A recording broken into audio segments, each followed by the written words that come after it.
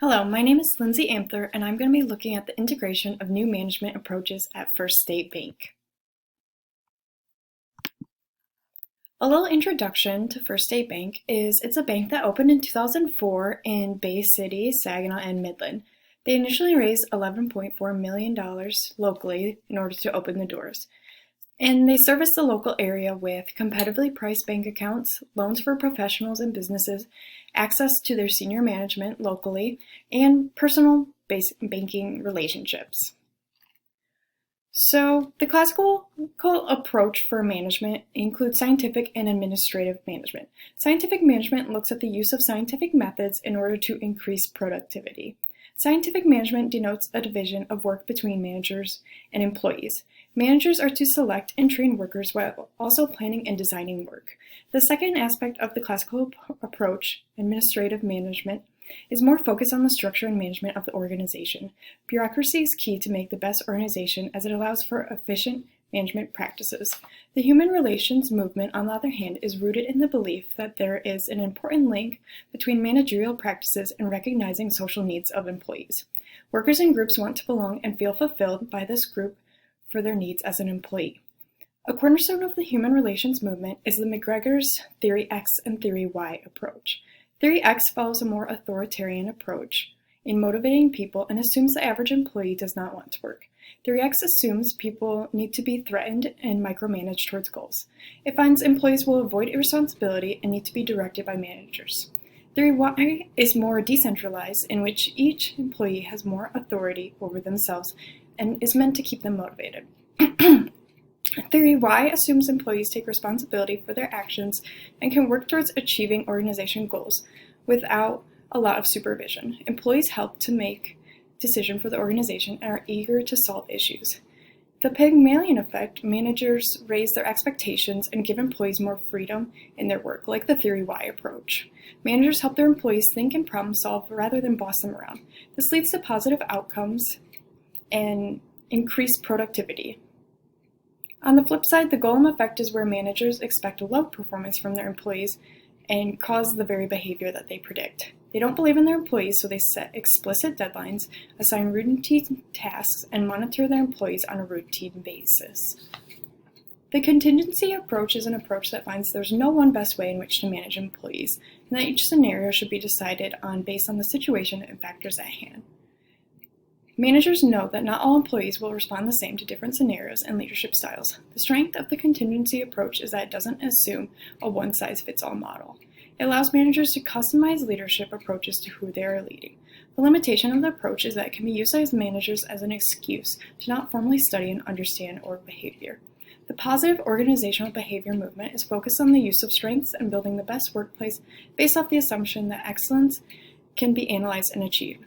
The goal is to make workers more resilient and able to accomplish great things. The leader-member exchange model is a different model from most behavioral models in that it recognizes the different relationships a manager may develop with each member of their group. It is a contingency theory in the fact that a manager may be compassionate with one team member while tough on another, dependent on their character traits. The model also assumes in and out groups in relationship to the manager or leader. Members of the in group have similar ideas and attitudes to the manager and interact with them frequently. On the other hand, members of the out group have little in common with the manager and operate more independently from the manager. When job tests are completed by team members, the manager trusts the manager feels assured they will be to their satisfaction. Further, team morale is increased as employees will feel a greater obligation to reciprocate the benefits and support received by engaging in behaviors that exceed the minimum requirements for employment. As the team sees success in their work they grow to respect and trust one another. Finally, the manager is always learning and understanding the behaviors and personalities of their employees to establish their relationship, which promotes a continuous learning environment. Now looking at path goal theory of leadership. This theory seeks to explain what a manager must do to achieve high morale and productivity in any given situation. It seeks to help employees on to the correct path to achieve their goals. Path goal theory is based on the expectancy theory of motivation. There are four main leadership styles associated with the theory: directive, supportive, participative, and achievement-oriented. Directive leadership includes structured guidelines and set standards. Supportive leadership focuses on developing relationships and showing empathy to employees.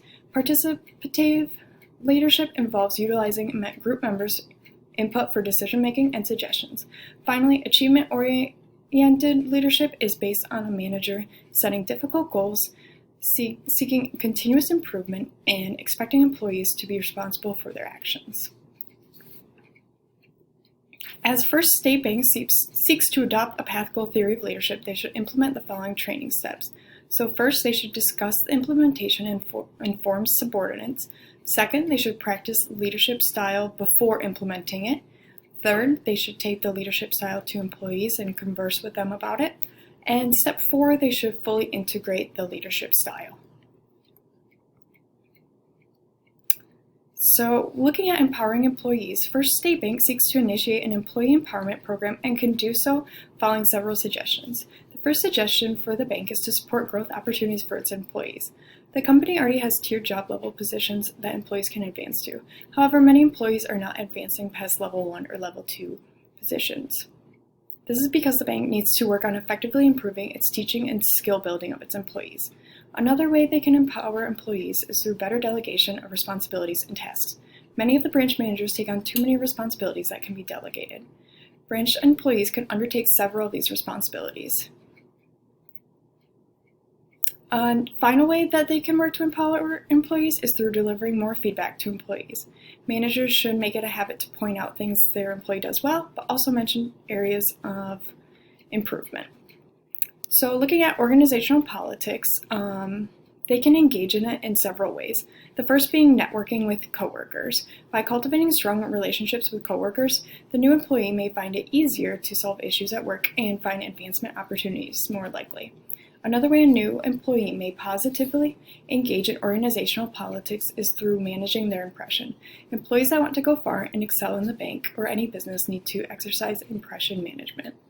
Another way a new employee may engage in politics in a positive manner would be through sincere flattery. This is a tactic where employees flatter their coworkers or manager in order to develop friendly bonds and create strong connections for future benefit. One final way an employee can engage in organizational politics is by staying informed. Being in the loop on company information is critical to gain a seat at the decision-making table. Looking at reducing workplace stress, First State Bank has several options they can consider to reduce stress in the workplace. One option is by having users use the Calm app. This app includes meditation, sleep stories, music to help you focus, along with master classes taught by experts.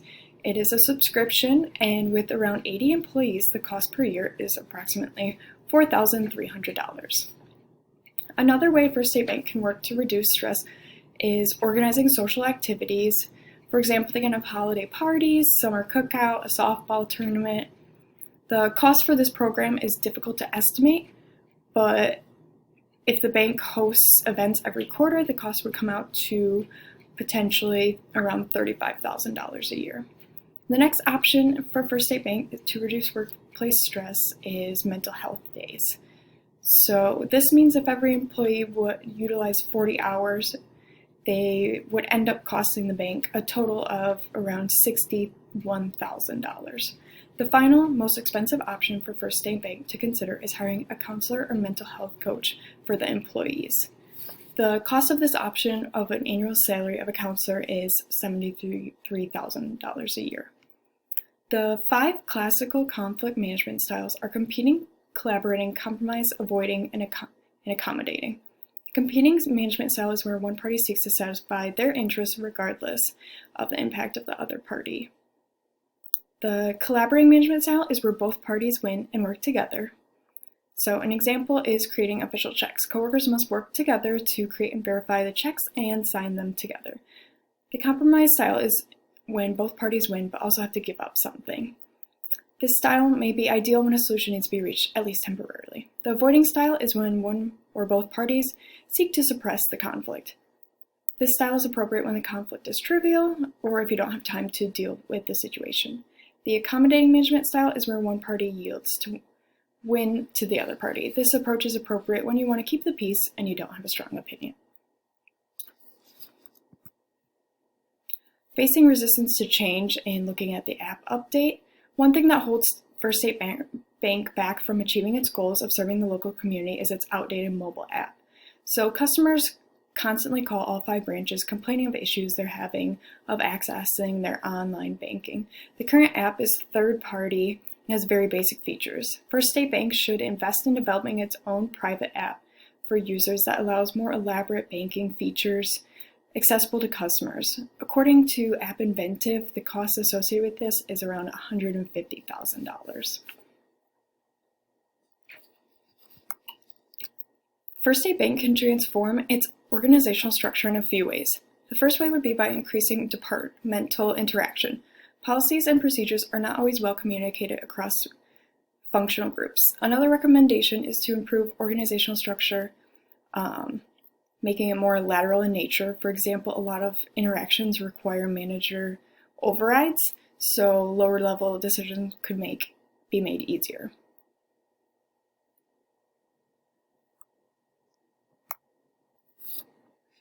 First State Bank is theoretically considering doing business in countries Brazil and South Africa. The bank is focused on the differences in power distance and individualism between the US and these countries.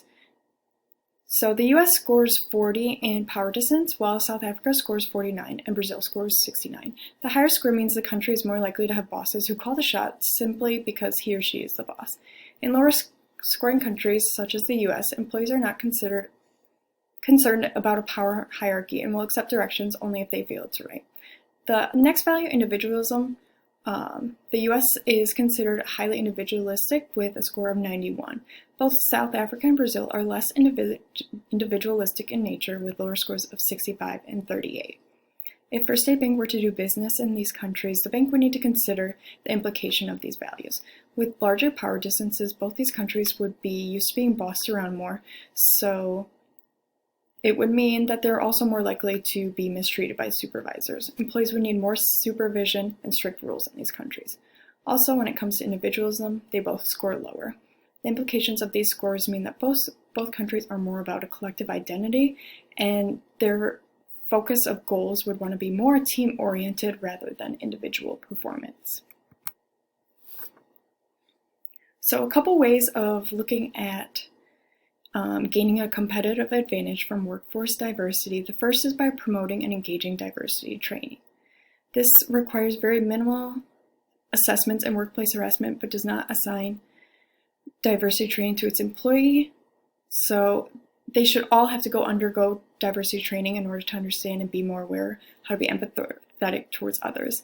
And this can also be done through cultural training, so to further that advantage. And First State Bank can also work to be more inclusive in allowing more diverse appearances. The bank is notoriously strict on tattoos, unnatural hair colors, piercings, etc. And the last way they can gain competitive advantage from diversity is by starting a diverse mentorship program within the bank. Employees in higher positions with more experience and different backgrounds can mentor newer employees starting out at the bank. This way, employees can be exposed to coworkers that are different from them in job position, training, and overall background. In conclusion, First State Bank is rapidly growing over the past 19 years. There are several different management approaches, as I have discussed, in which they could use to better their business. They can also work to empower their employees with the suggestions I outlined. They really should focus on creating a diverse workforce and not simply turning away great candidates maybe because they look a little different. And all of these are going to lead for a great opportunity for long-term success for the bank. Thank you.